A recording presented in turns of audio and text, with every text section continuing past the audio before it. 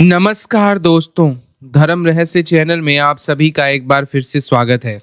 आज की जो हमारी कहानी है, ये हमारे पास एक उड़ीसा से व्यक्ति हैं, उन्होंने भेजी है। उन्होंने कहा है कि हमारे गांव की यह कहानी आप अपने यूट्यूब चैनल पर अवश्य प्रकाशित कीजिए। कहानी की सच्चाई यही है, लेकिन मेरे बारे में और किसी भी प्रकार की अन्य जानकारी किसी को भी ना बताएं गुरुजी।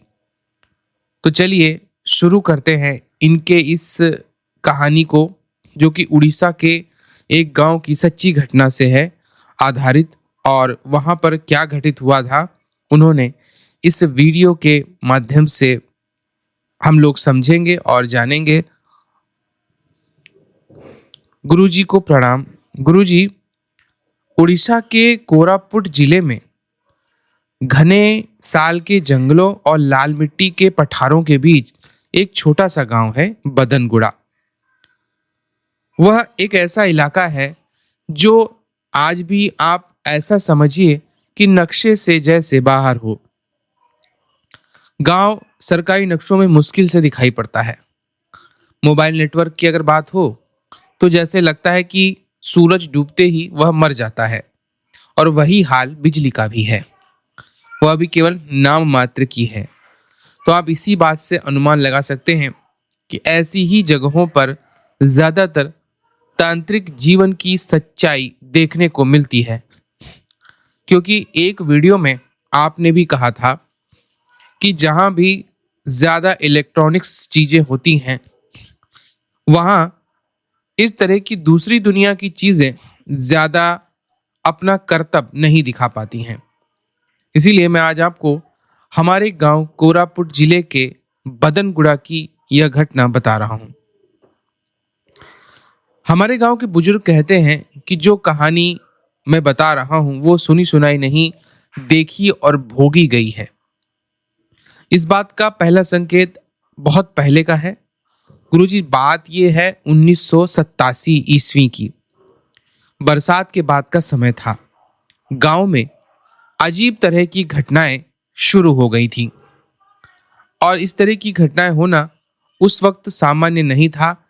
इसीलिए उस साल को सारे लोग याद रखते हैं। सबसे पहले मवेशी मरने लगे। न किसी बीमारी के लक्षण, न जहर का कोई निशान। एक अजीब सी स्थिति पैदा हो गई थी। सुबह जब लोग उठते तो गाय खड़ी खड़ी मरी हुई होती, आंखें जैसे खुली हुई हों और मुंह से काला झाग निकला हुआ सा नजर आता था। जमीन पर भी अजीब सी गोल रेखाएं बनती थीं, जैसे किसी ने नाखून से मिट्टी को वहां पे खुरचा हो। उस वक्त गांव में बहुत सारे लोग इस चीजों को समझ नहीं पा रहे थे। गांव के पुजारी थे दामोदर पांडा जी। तब उन्होंने कहा था कि ये बीमारी नहीं है, किसी की नजर या तंत्र प्रयोग है। इस चीज को जानने का समय आ गया था और चीजें बहुत सारी घटित हो रही थी। तीसरे हफ्ते लगभग इस घटना के एक बच्चा गायब हो जाता है। नाम था ललित मांझी। उम्र लगभग 7 साल की थी। उसकी मां का कहना था कि बच्चा रात में चिल्लाया ही नहीं, बस उसकी जो खाट थी वो खाली हो गई।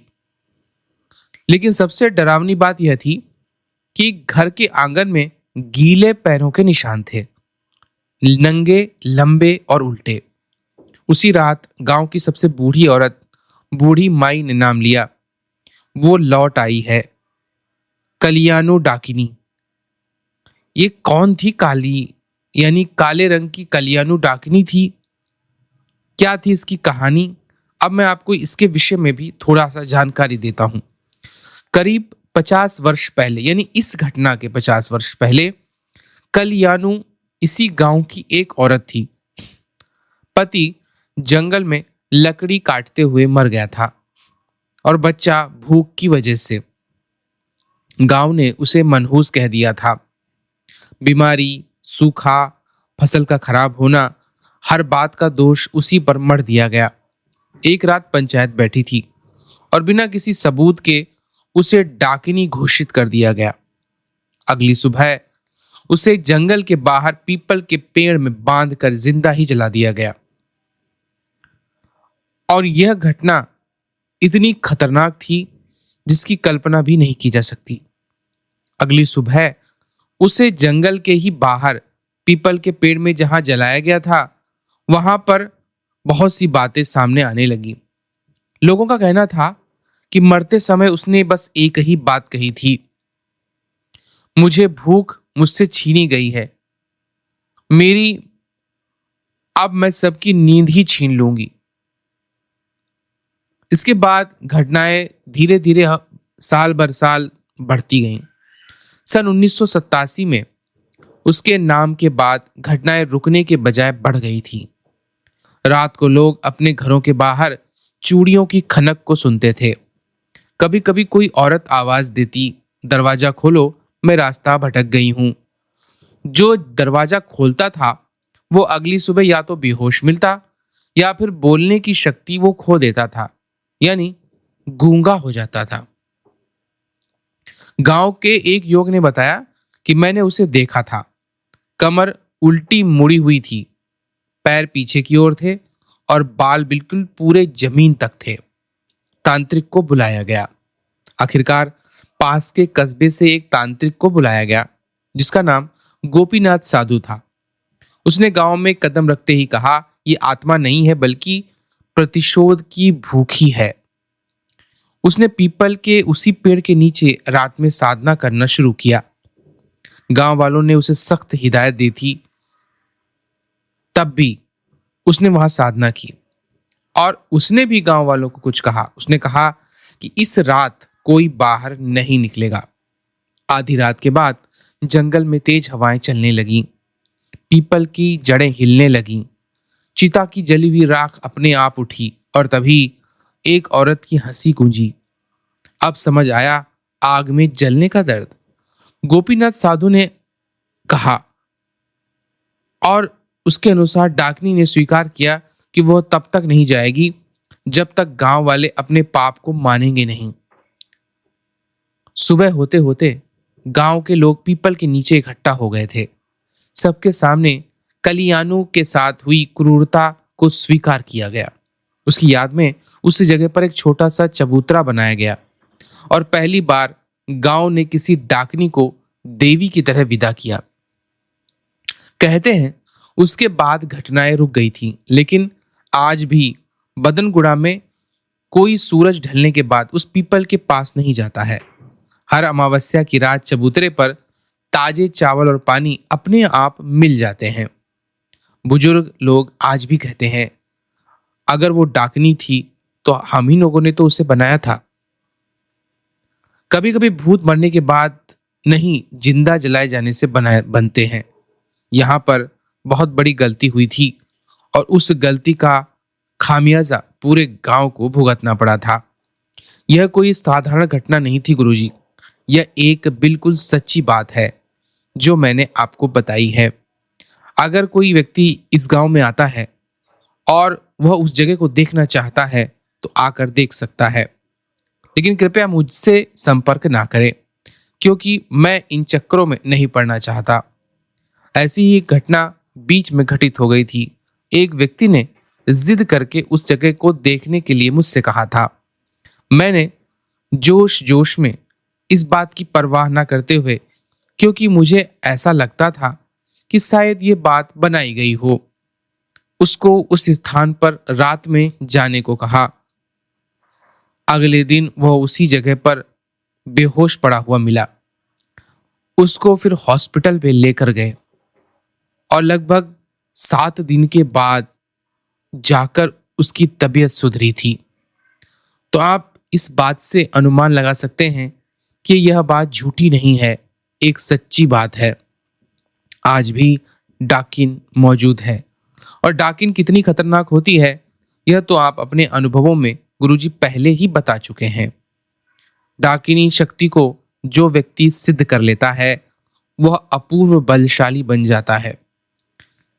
वैसे तो मुझे यह बात नहीं पूछनी चाहिए, किंतु आप बताएं, क्या इसको सिद्ध किया जा सकता है? यही मेरी कहानी थी। आशा करता हूं आपको अच्छी लगी होगी। गुरुजी पसंद आने पर वीडियो अवश्य बनाइएगा। मेरा नाम पता गोपनीय रखते हैं। जय मां पराशक्ति। तो देखिए यहां पर इन्होंने डाकनी के विषय में बताया है।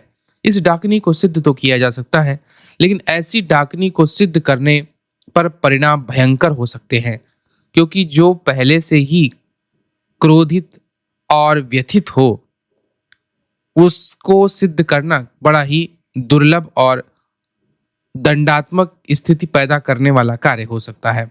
लेकिन ऐसा नहीं है कि इसे सिद्ध नहीं किया जा सकता। इसे एक योग्य तांत्रिक ही सिद्ध कर सकता है, जिसने वर्षों तक तपस्या की हो। ये है बादनगुड़ा।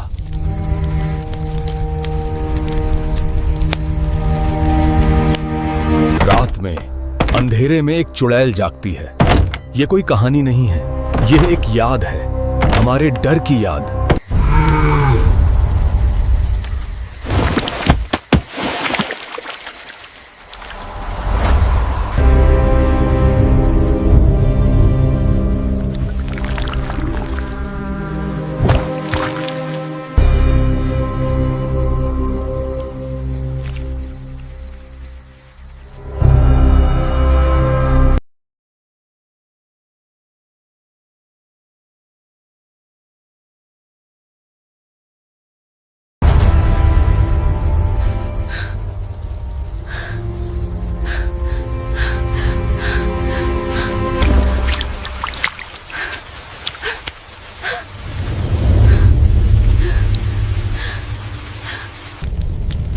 She has returned. The Kalyanu Dakini. वो एक अभिशाप है, एक चुड़ैल।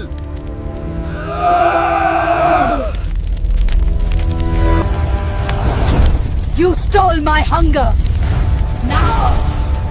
Now I will steal your sleep. ये कोई आत्मा नहीं है, ये प्रतिशोध है जो भूख से पैदा हुआ है। उसे बलिदान नहीं चाहिए, उसे कबूलनामा चाहिए। अगर वो चुड़ैल थी तो हमने ही उसे बनाया था। आशा करता हूं यह वीडियो आप लोगों को अच्छा लगा है। आप सभी का दिन मंगलमय हो। जय मां पराशक्ति। और इसी तरह के अनुभव आप लोग अवश्य मुझे भेजा कीजिए। धन्यवाद।